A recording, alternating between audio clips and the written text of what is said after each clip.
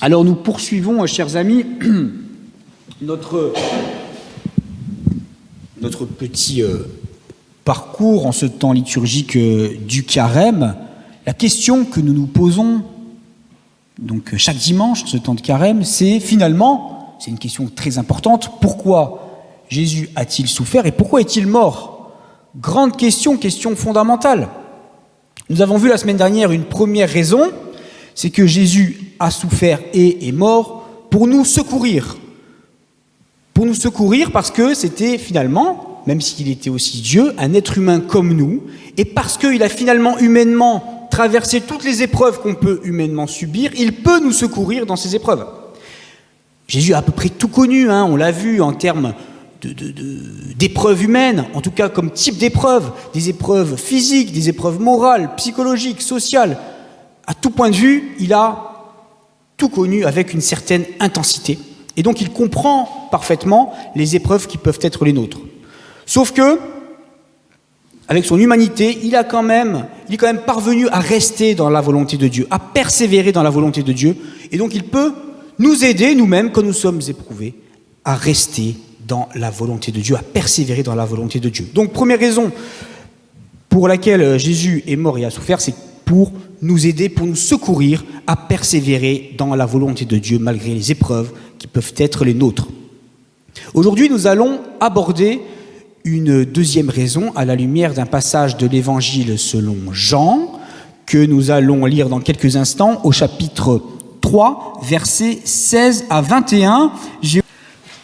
En effet, Dieu a tant aimé le monde qu'il a donné son Fils unique afin que quiconque croit en lui ne périsse pas, mais ait la vie éternelle. Dieu, en effet, n'a pas envoyé son Fils dans le monde pour juger le monde, mais pour que le monde soit sauvé par lui. Celui qui croit en lui n'est pas jugé, mais celui qui ne croit pas est déjà jugé parce qu'il n'a pas cru au nom du Fils unique de Dieu. Et voici quel est ce jugement. La lumière est venue dans le monde, et les hommes ont préféré les ténèbres à la lumière, parce que leur manière d'agir était mauvaise. En effet, toute personne qui fait le mal déteste la lumière, et elle ne vient pas à la lumière pour éviter que ses actes soient dévoilés. Mais celui qui agit conformément à la vérité vient à la lumière, afin qu'il soit évident que ce qu'il a fait, il l'a fait en Dieu.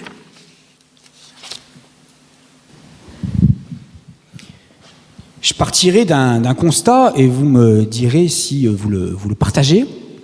Il me semble que quand on parle avec les uns et les autres, avec les gens, la plupart des gens pensent être bons. La plupart des gens pensent être de bons maris ou de bonnes épouses, de bons amis, de bons parents, de bons enfants, de bons employés, de bons patrons, de bons citoyens, de bons dirigeants. Il me semble que la plupart des gens pensent être bons. Est-ce que vous partagez ce point de vue? Vous avez cette impression-là ou vous le nuanceriez un petit peu? Bon, s'il n'y a pas trop d'opposition, je propose de partir de ce constat. Mais si nous étions aussi bons, le monde ne serait pas encore si imparfait. Et Jésus a souffert et est mort pour justement révéler la profondeur de ce qu'on appelle, on y reviendra, traditionnellement le péché, la profondeur et le nombre de fois où nous commettons ce qu'on appelle traditionnellement des péchés. Dans le texte que nous avons lu, Jésus dit la chose suivante: « La lumière est venue dans le monde et les hommes ont préféré les ténèbres à la lumière parce que leur manière d'agir était mauvaise. » C'est pour révéler cela que Jésus est venu à souffrir et est mort. Commençons par une petite définition quand même importante. Qu'est-ce que le péché?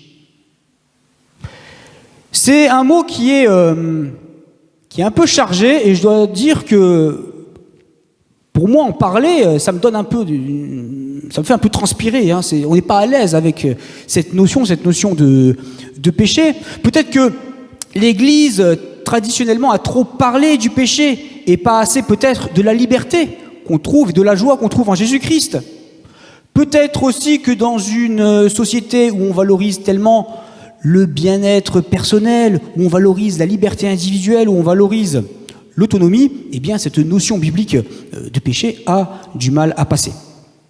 Alors est-ce qu'il faudrait utiliser un autre mot que le mot péché? Après tout, il y a plusieurs mots dans la Bible que nous traduisons par péché, que ce soit en hébreu ou en grec dans nos Bibles.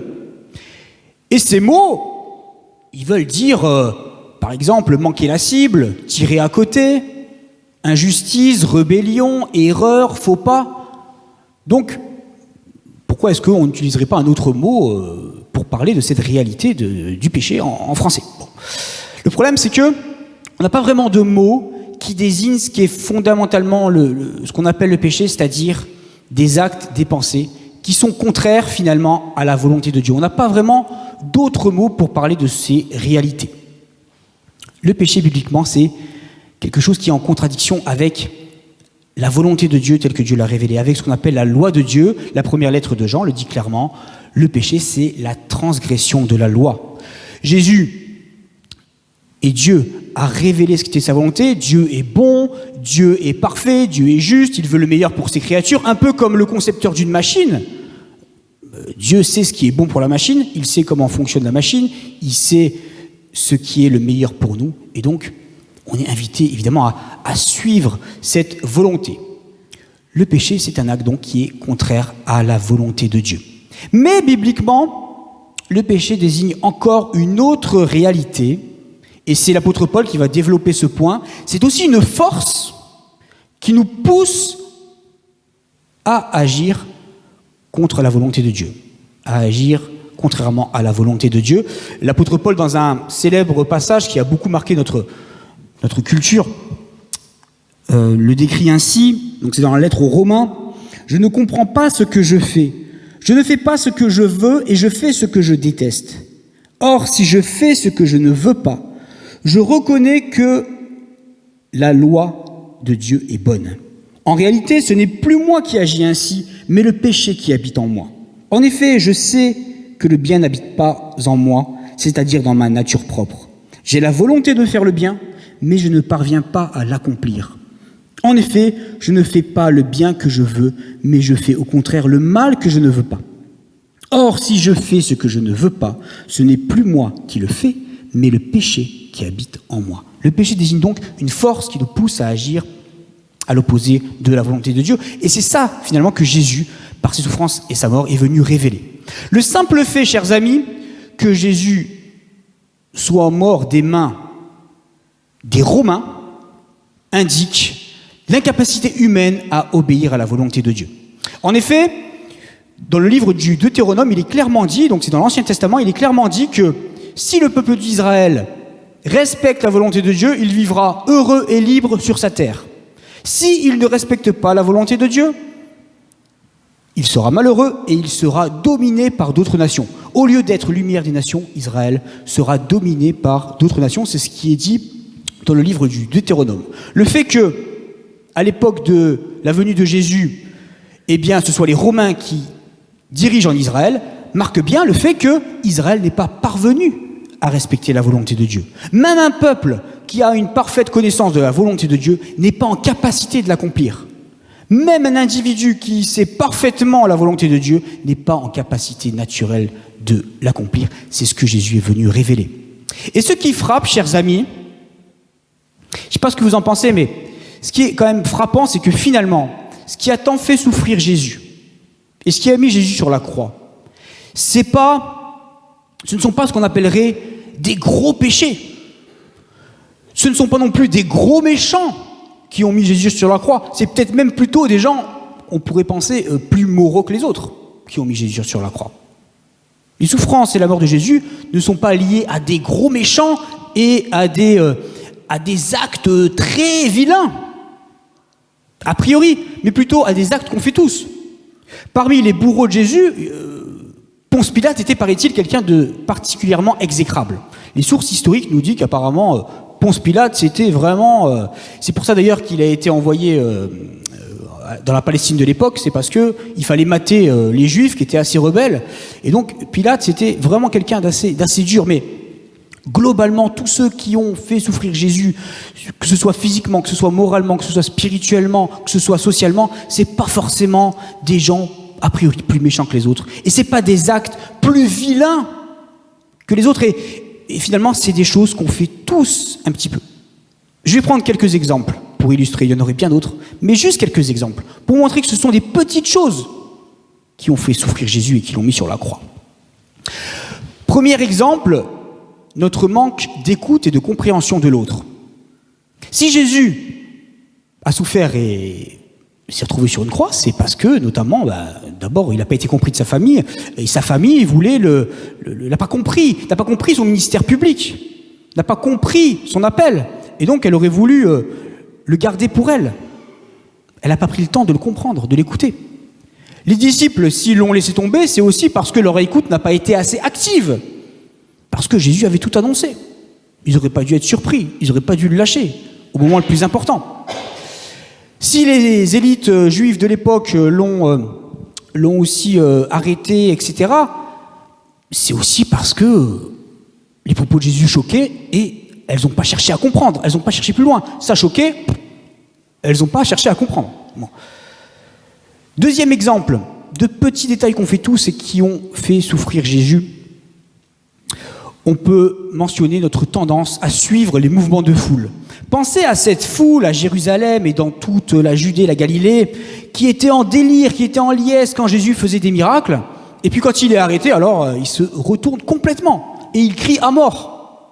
C'est un retournement complet. Il y a 1 siècle et demi déjà, un certain Gustave Le Bon avait analysé la psychologie des foules.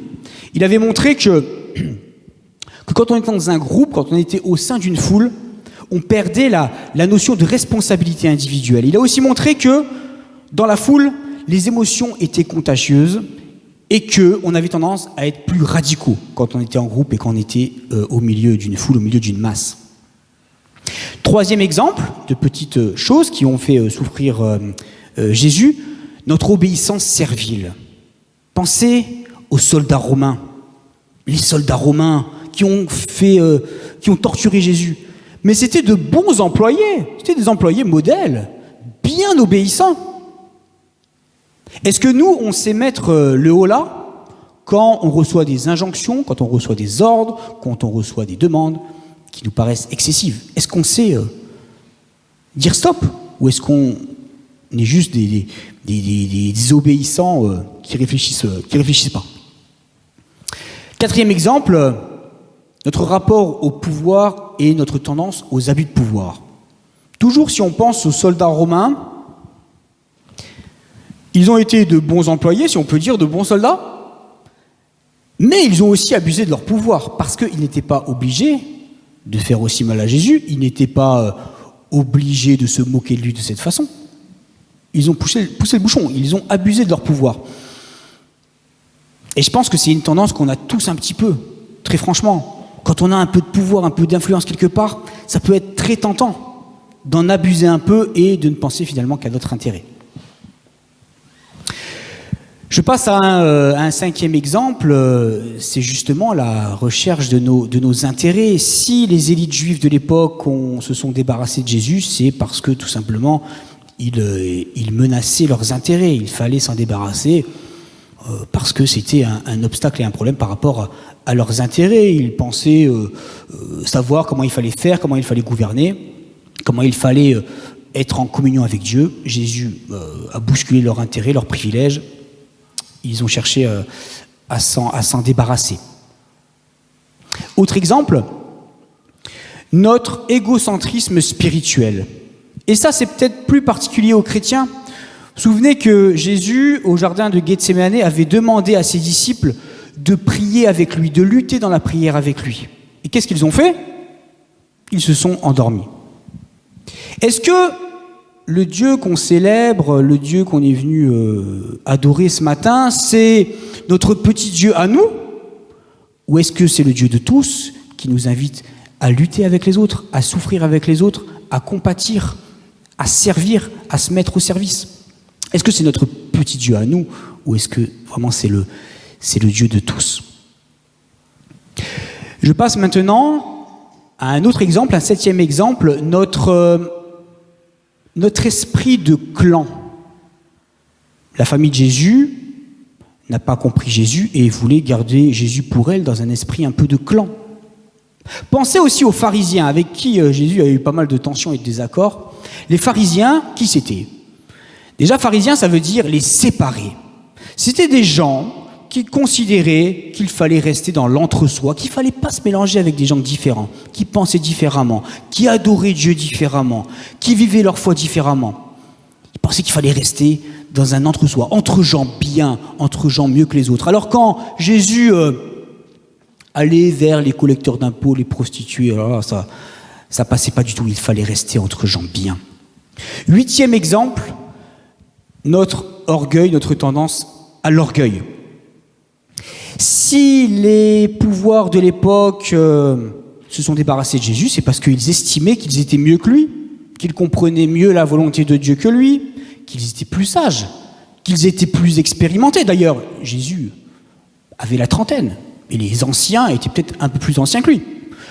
Ils étaient peut-être plus diplômés que lui, entre guillemets. Ils avaient une reconnaissance officielle de la part du peuple. Ils pensaient être plus malins, plus sages, plus compétents que Jésus. Vous voyez comment notre orgueil peut aussi nous empêcher d'écouter d'autres voix que la nôtre. On passe à la recherche et à notre recherche de l'approbation des autres. On l'a dit, Ponce Pilate était sans doute quelqu'un de particulièrement exécrable, un dirigeant très dur. Mais ce qui a fait qu'il a mis Jésus sur la croix, c'est pas quelque chose de très original. C'est juste qu'il cherchait l'approbation des autres, l'approbation des élites juives, l'approbation du peuple. Il cherchait l'approbation des autres. Vous voyez tout ce qu'on peut faire parce que on cherche à être approuvé par les autres. 10e exemple, on peut penser à l'appât du gain, bien sûr. Si Judas a livré Jésus, c'est pourquoi? C'est tout simplement pour l'argent. Les préoccupations financières, elles sont légitimes, bien sûr. Mais sans jamais oublier que le principal, c'est l'adoration que nous devons à Dieu et c'est la juste relation que nous sommes invités à vivre avec nos semblables. Une relation dans la justice, une relation dans la vérité. Jamais au nom avant tout de l'argent et des intérêts financiers et économiques. Je terminerai avec un 11e exemple. Je voulais en prendre 10, mais comme le 11e me paraissait important, je dis on va en prendre un 11e. C'est notre tendance à voir la réalité avec des œillères. Si les disciples n'ont pas suivi Jésus jusqu'au bout, au fond, c'est parce que, alors qu'il en avait pourtant parlé, le fait de passer par la crucifixion, le fait de passer par tout ça, ça rentrait pas dans leur carte mentale, ça rentrait pas dans leur conception de la réalité, ça rentrait pas dans leur conception que Dieu avait d'agir, ça rentrait pas dans leur logique. Comment on réagit quand la réalité qui se déroule devant nous, quand le chemin que Dieu semble tracer dans nos vies ne correspond pas à nos plans, à nos envies, à notre conception des choses? Comment est-ce qu'on réagit? Vous voyez, chers amis, autant d'exemples qui montrent que ce qui a fait souffrir Jésus et qu'il a mis sur la croix, ce sont des petites choses qu'on fait tous. C'est pas des grands péchés, des choses qui sont très rares et qu'on entend juste parler à la télé ou quand il y a un drame. Non, c'est juste des choses qu'on fait tous et qu'on fait très régulièrement. C'est ça que Jésus est venu révéler, le nombre de fois où on passe à côté de sa volonté et surtout l'importance de cette puissance qui est en nous et qu'on appelle traditionnellement le péché. Mais si Jésus est venu révéler tout ça, c'est bien sûr pas pour nous enfermer dans la culpabilité, c'est pas pour que nous restions les mêmes, c'est pas pour dire à quel point nous sommes méchants, c'est juste pour mettre la lumière sur tout ça, que nous puissions discerner, que nous puissions avancer. Si nous voulons que notre réalité change, si nous voulons que le monde autour de nous soit plus beau, soit plus joyeux, soit plus juste, et bien que le Seigneur mette la lumière sur toutes les fois où nous passons à côté de sa volonté, et surtout qu'il nous donne la force, le courage, la détermination de persévérer dans cette volonté. Pour reprendre les mots de l'apôtre Paul, le Seigneur peut, par la puissance qui agit en nous, faire infiniment au-delà de ce que nous demandons ou pensons. Amen.